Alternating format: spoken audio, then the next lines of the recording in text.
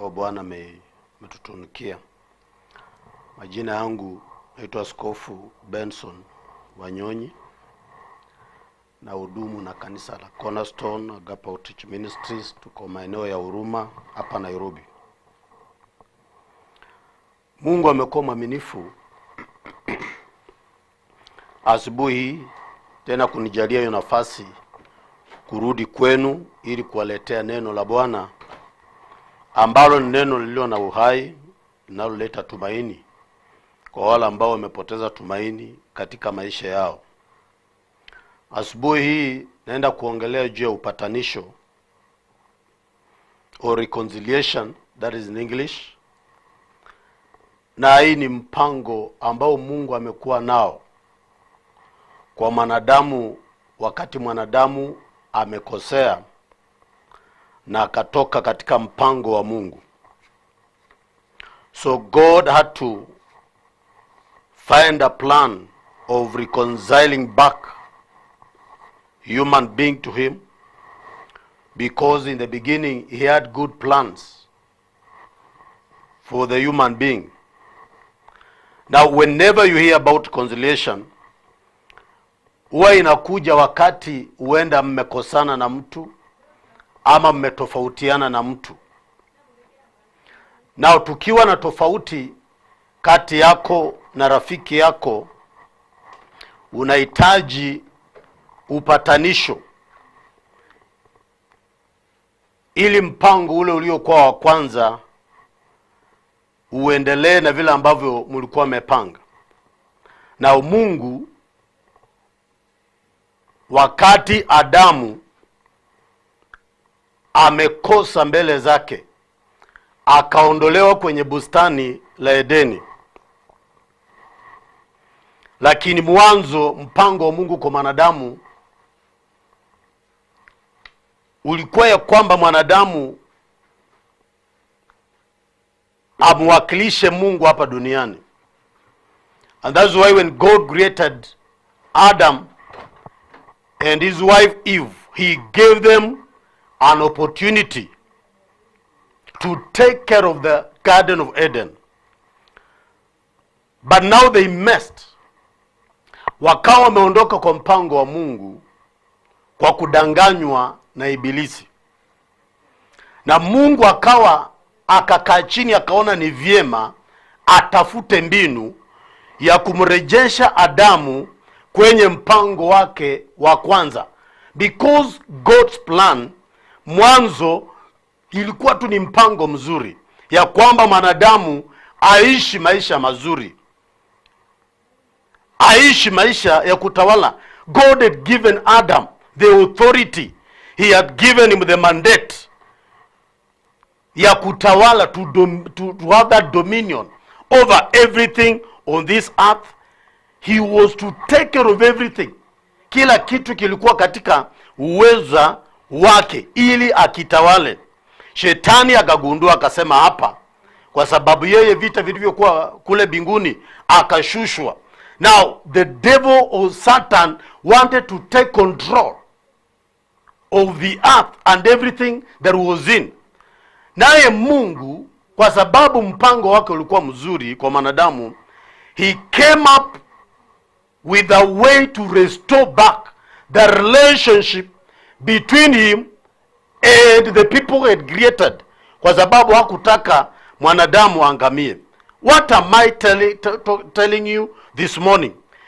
Yawezekana ukawa umetoka kwenye mpango wa Mungu, but God's plan is to bring you back. Yeye upendo wake si kama wa wanadamu. Upendo wa Mungu si wa unafiki. Upendo wake ni thabiti na ni wa haki na ni wa kweli.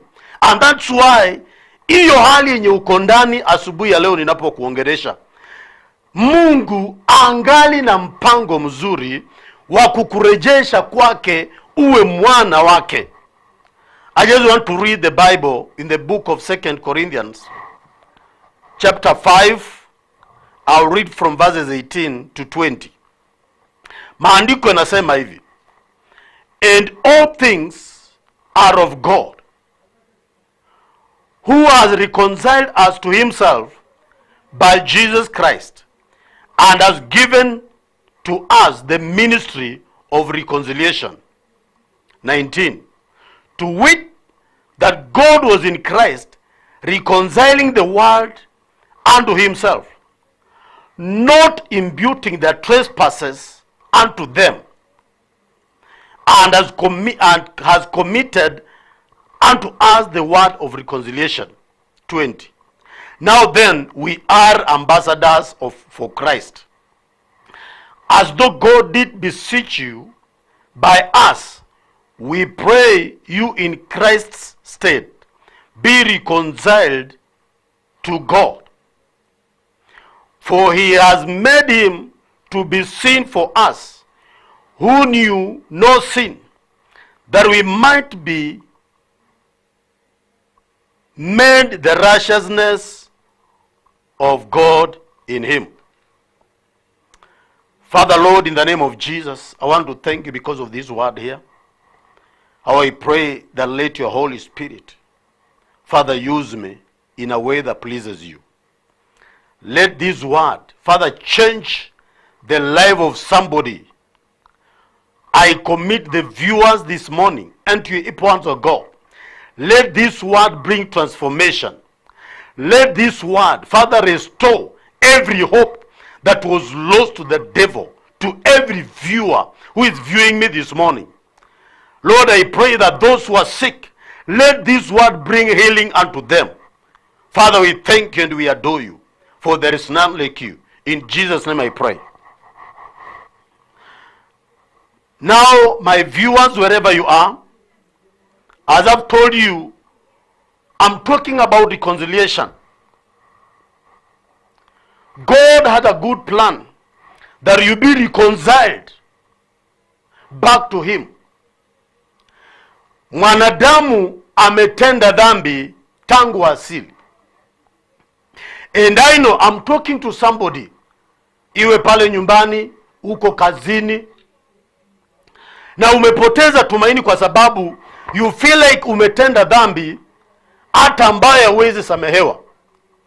Nimetaka kuletea neno hili asubuhi ya leo, ukae ukijua ya kwamba licha na ya kwamba umetembea katika dhambi, umepotea katika dhambi, umepotea katika njia za giza zilizompendeza Mungu, yawezekana hata mahali ulipo umehukumiwa. Kuna watu ambao wamekuhukumu, wamekuwekea majina.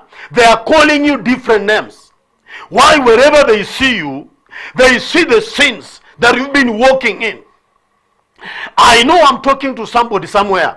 Maybe, man of God, you are somewhere. People, whenever they see you, they are judging you differently as how God is seeing you. I've brought a word of encouragement and a word of hope. I want to tell you that God has a good plan to reconcile you back from every broken relationship between you and him. Yeye Mungu mahali alipo anasema kwamba hafurahi na hata waifurahi mtenda dhambi afe katika dhambi zake. Na ndio maana wakati Adam ametenda dhambi, akaondoka katika mpango wa Mungu, Mungu akamtoa Yesu mwanawe pekee, akachukua dhambi zetu. The Bible tells me he made him who knew no sin for us. Akamchukua yeye ambaye alimfanya kuwa dhambi kwa ajili yetu, nao akahukumiwa kwa ajili yako. Jesus was judged. Jesus was condemned because of your sins. He took your sins. Alichukua dhambi zako, akahukumiwa kwa hizo dhambi, ili mimi na wewe tuwe haki ya Mungu asubuhi ya leo. And that's why there is a great call. Watu wa Mungu, mama mahali ulipo, wewe msichana, wewe kijana, umepotelea katika njia za miadarati, umepotelea katika njia za kutenda dhambi, haujenenda kwa mipango za Mungu, umepotelea katika ulevi, umepotelea kwa miadarati, umepotelea Nairobi hii, mambo unayofanya hayampendezi Mungu, umepoteza tumaini. You know, some people in this life, is because of what they go through. Sometimes the situations zinawasukuma zikawaingiza katika miadarati. I have a good news for you this morning, that God wants you back as a son, as a daughter of God. He wants you back. Shetani amekuiba, akakuweka kwa njia ambayo si sawa, akakuelekeza kwa njia ambazo hazimpendezi Mungu. Lakini Mungu akiwa mbinguni ameona kilio chako. Mwana mpotevu alipoondoka kwa babaye, akaenda akatembea katika raha, akatembea katika starehe zake, basi mali ilipoisha, alipoiharibu, fedha zikaisha zenye alikuwa nazo, he came back to his senses.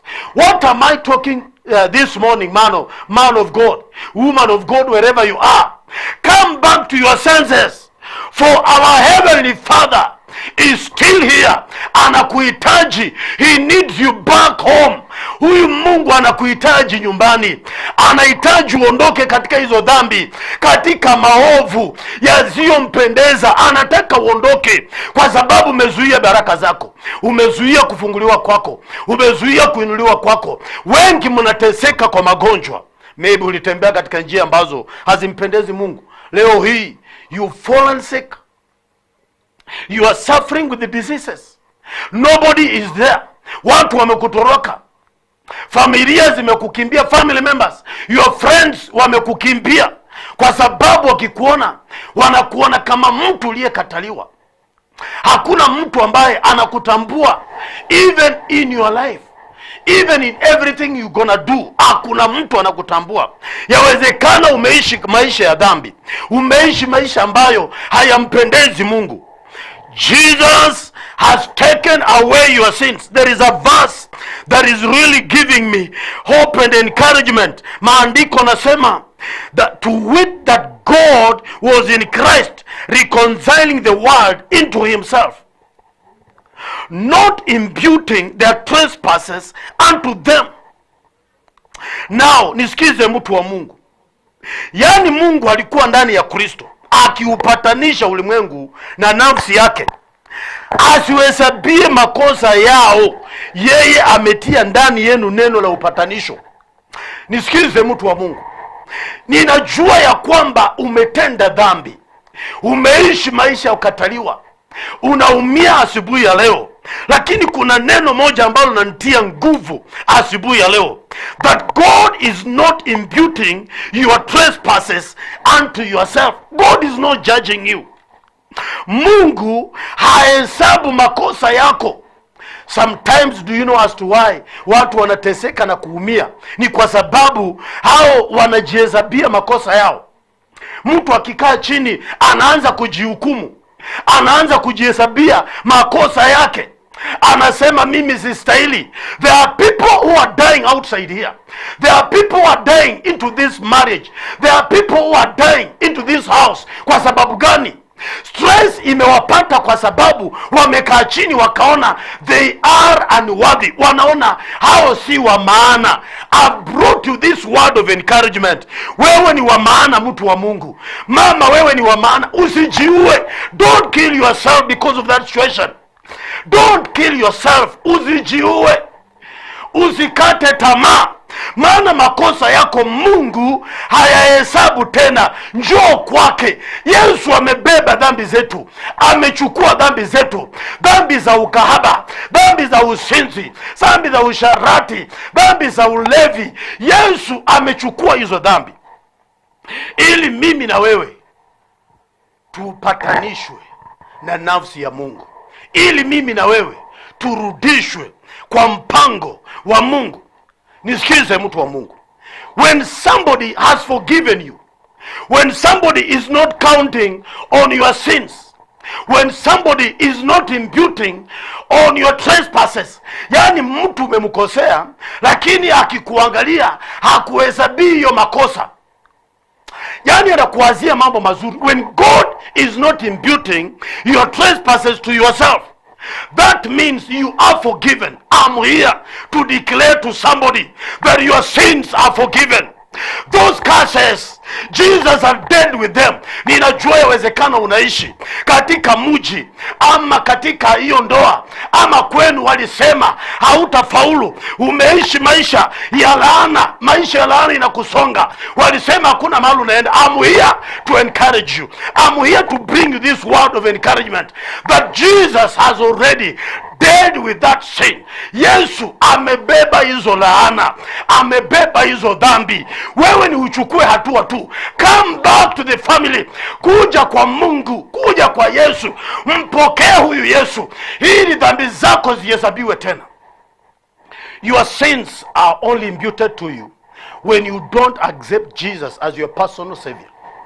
Wakati unamkataa Yesu, wakati unaona wahubiri wakihubiri, unaona wanafanya kazi bure, unaona wana maana, umemkataa Yesu. Wewe mama umehubiriwa muda mrefu, lakini umemkataa huyu Yesu. Unaona hizo ni vitu hazina maana. Nimekuja kuambia leo hii, angalia maisha yenye unaishi. Mrudie huyu Yesu ili dhambi zako zisihesabiwe tena. Hayawezekana umeua. Sometimes ninatafakari mambo ya Mungu mpaka nashangaa. God is using Moses ambaye anajua tu amemwaka damu. Musa amemwaka damu, ameua. Lakini Mungu anaona huyu tu ndio anataka kumtumikia huyu Musa, huyu mwenye amemwaka damu. Huyu ndio anataka kumtumikia. Look at these women at the well, ambaye amepatana na Yesu. Yesu anamuitisha maji, anamwambia sisi hatushiriki, hatujuani, kati yetu na nyinyi kuna tofauti kubwa sana, hatuwezi patana. Yesu akamwambia, ungejua ni nani anayekuomba maji, ungejua ungekuja kwake na utapewa maji ya uzima ambayo inamaliza kiu ya kila aina. Jesus is meeting with this harlot.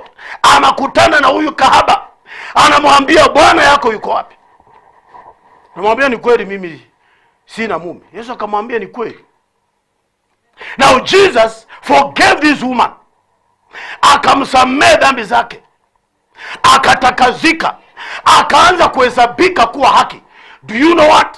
That woman akaondoka mahali pale, akapeleka habari njema, akaenda kutangazia vijiji, akaenda kutangazia miji, akisema, njooni muone aliyeniambia mambo yangu kweli kweli.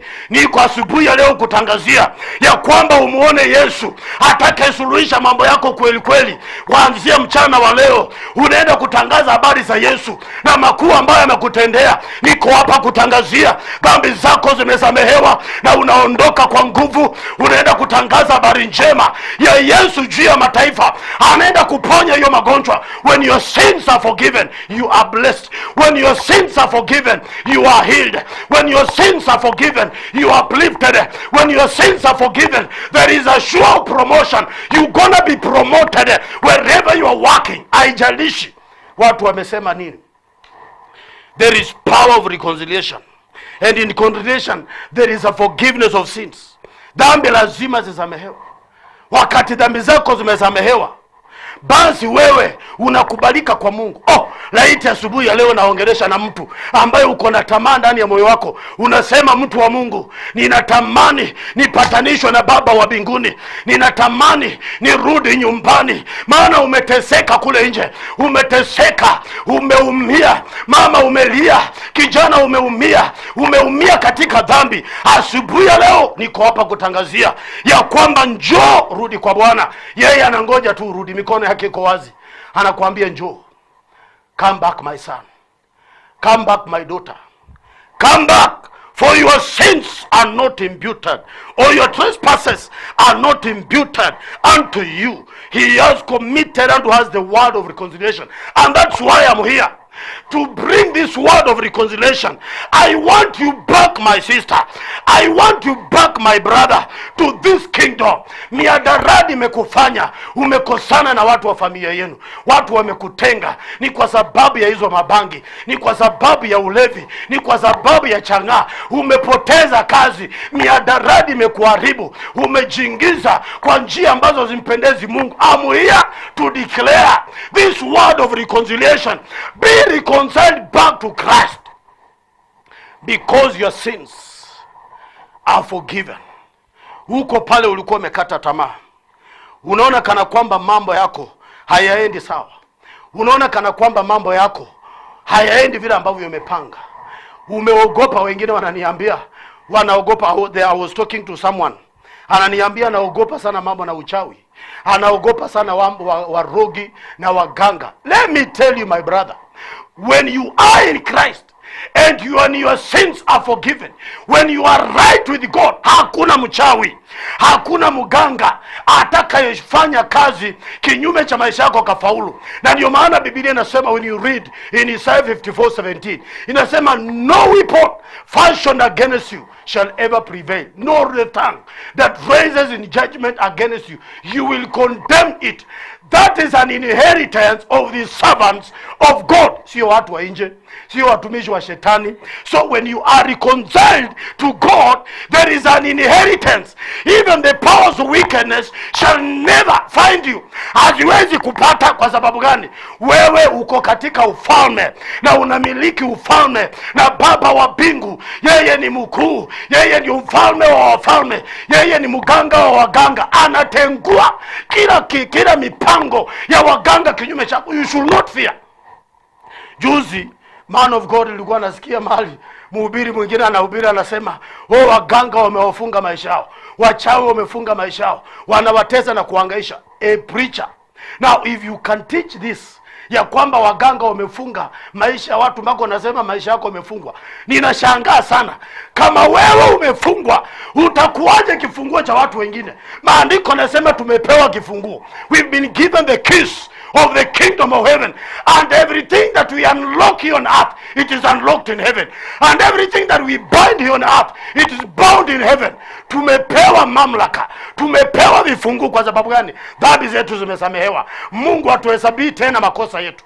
Najua umekosa, umetenda dhambi, umeondoka kwa mpango wa Mungu, lakini huyu Mungu ni mwaminifu, hahesabu tena makosa yako. Wewe ndugu, wewe mama, wewe mzee, wewe kijana, come back to the original plan of God. Mungu hajachoka na wewe.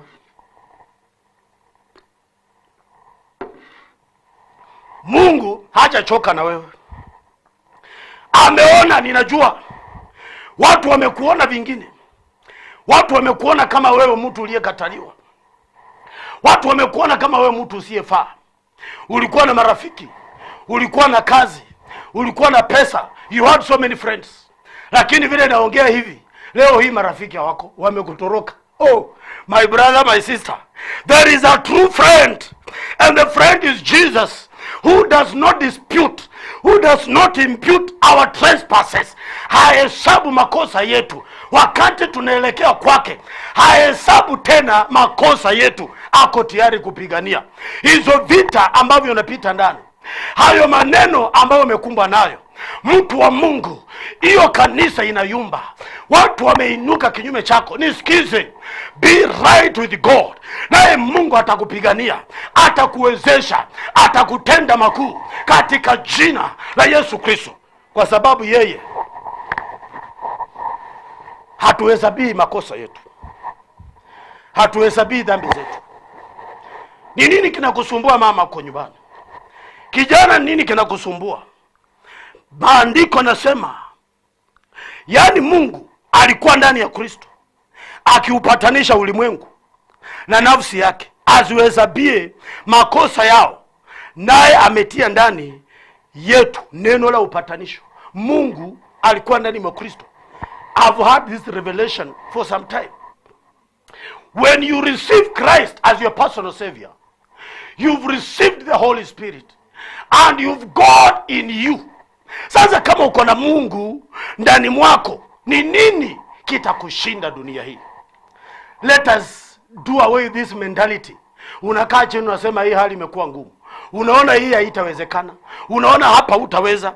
I'm here to tell you, I'm here to ensure, to pray with you that whatever you plant, so long as you are reconciled back to God, inaenda kufanyika katika jina la Yesu.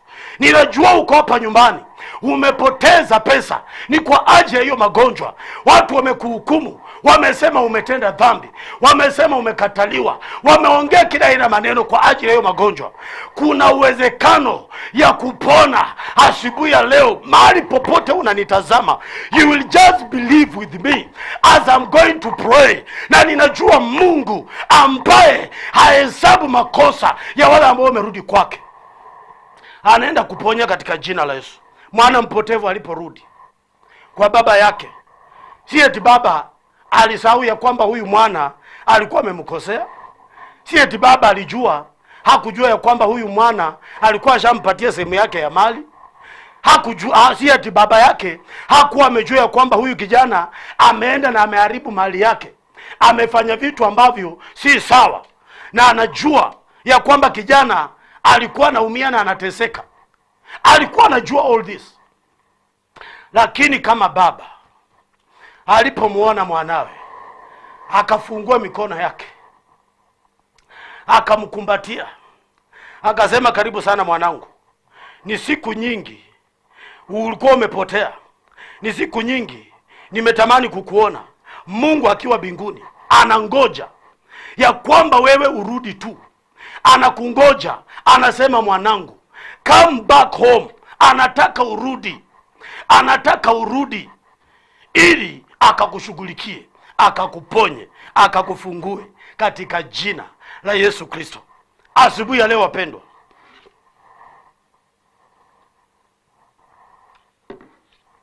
nataka niombe na mtu ambaye uko mahali pale umepoteza tumaini. Maandiko yanasema kwamba Mungu hatuhesabii dhambi zetu. Kubali ya kwamba umekosa, na ukubali kurudi kwa Mungu. Kubali kurudi kwa Baba, umwambie umekosa, maana yeye yuko tayari kukupokea, kukusamehe, akuvalishe mavazi mazuri, akuvue yale mavazi ambayo umevishwa na watu kule nje.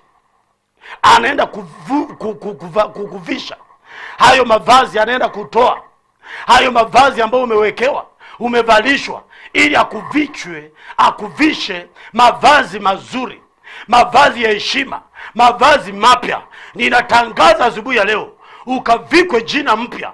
Hayo majina umepewa yakafutiliwe mbali katika jina la Yesu Kristo. Makosa yako yakafutiliwe mbali katika jina la Yesu Kristo. Tumishi wa Mungu, mahali popote ambapo mnatazama, uko pale, uko na matatizo, kuna shida ambazo zinakuhangaisha, ninataka tuniombe pamoja na wewe.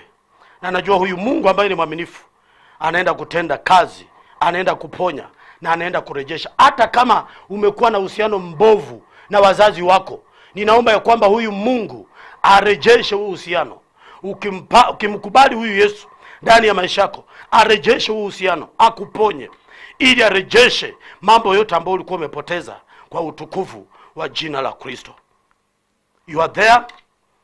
Just believe with me as I'm going to pray. Wakati namalizia, nyosha tu mkono wako kwenye runinga hiyo, na uamini wewe ambaye ni mgonjwa. Guza mahali ambapo unaumia, na ninajua Mungu anaenda kutenda makuu. Heavenly Father, in the name of Jesus Christ, Lord, I want to thank you for this opportunity to reach many souls, to reach many who are unreached through this television, King of Glory. As I pray, Lord, I believe there is someone viewing me this morning who is sick, who is bound, ambaye amekataliwa, anaumia, anateswa. Ninamuinua mikononi mwako asubuhi ya leo. Baba, ninanena uponyaji, ninanena kufunguliwa, ninanena kibali katika jina la Yesu Kristo.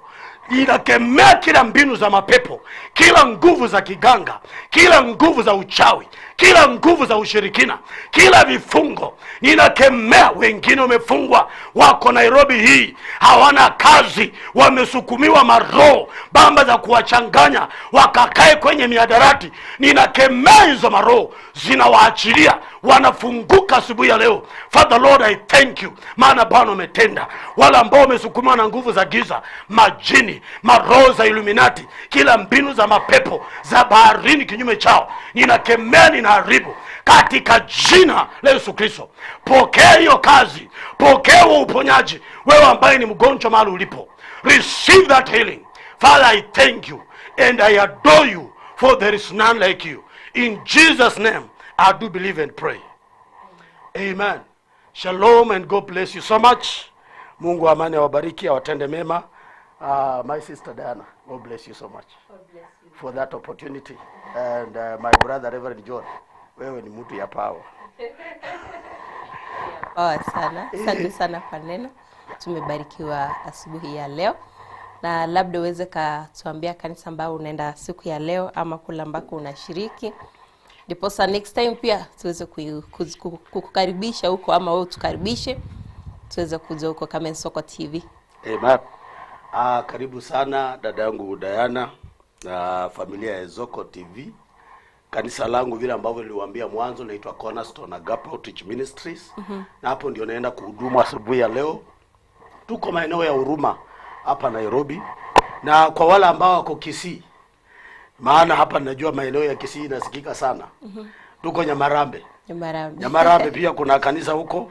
Niko na mtumishi wa Mungu anaitwa Marungu, Richard.